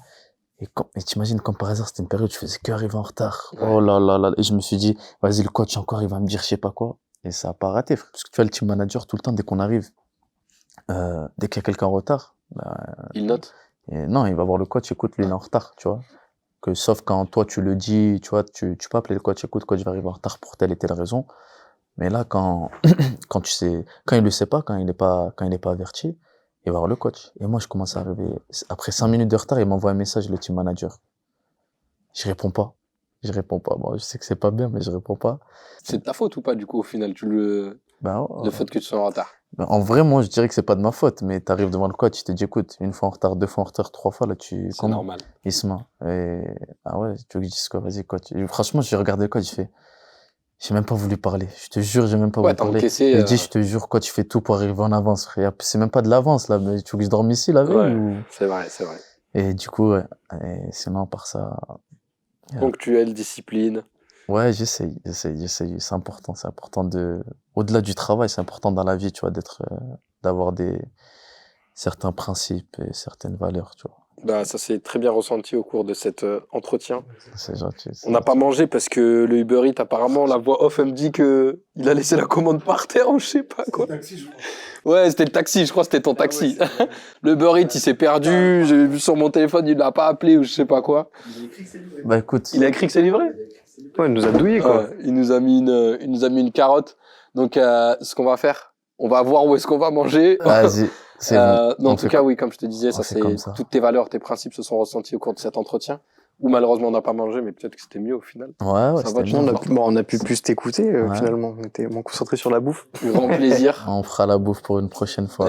Mais c'est toi qui payes, hein. Ouais, déjà là, je dois me faire rembourser pour le truc qu'on m'a pas livré. Mais tu nous inviteras à Milan pour les pâtes. Avec plaisir. Écoute, on te souhaite le meilleur pour la suite. Merci. Et on espère te revoir ça m'a fait plaisir. Triompher avec le Milan, l'Algérie. C'est gentil. Qui sait ailleurs. Vous de même, bon courage dans votre métier. Merci beaucoup. Dans votre vie aussi en général. On peut te retrouver sur les réseaux? Paraît que tu sors un petit... Ouais, là, prochainement, là, je suis en train de faire une chaîne YouTube avec des épisodes qui vont sortir un petit peu, où je suis suivi au cours de ma convalescence. Un petit peu, on voit les étapes. Comme tout à l'heure, je te parlais de certaines étapes aussi. Et j'ai fait certaines étapes dans certains endroits, dans les endroits où j'étais. Et voilà, ça va être pas mal. Bon, on verra. J'espère que ça va être pas mal. On va voir si... Et avant qu'on oublie quand même, on va faire gagner un petit cadeau à nos abonnés. Ouais, exactement. Maillot de l'Algérie. Il n'y a pas de flocage. Il n'y a pas de flocage, pardon. Non, il n'y a pas de flocage, mais un maillot que tu signeras. Que tu vas signer. Bien sûr, et qu'on va faire gagner. J'espère. Il n'y aura qu'à retweet, follow, liker, commenter. Vous connaissez la chanson. Vous connaissez la musique. Sur Instagram aussi, s'abonner.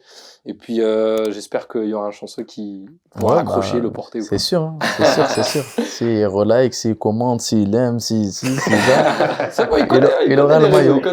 Il aura le maillot. Merci Isma. Merci à vous les gars. Tu déchires. Merci. Et puis à très vite, j'espère. Merci. Merci.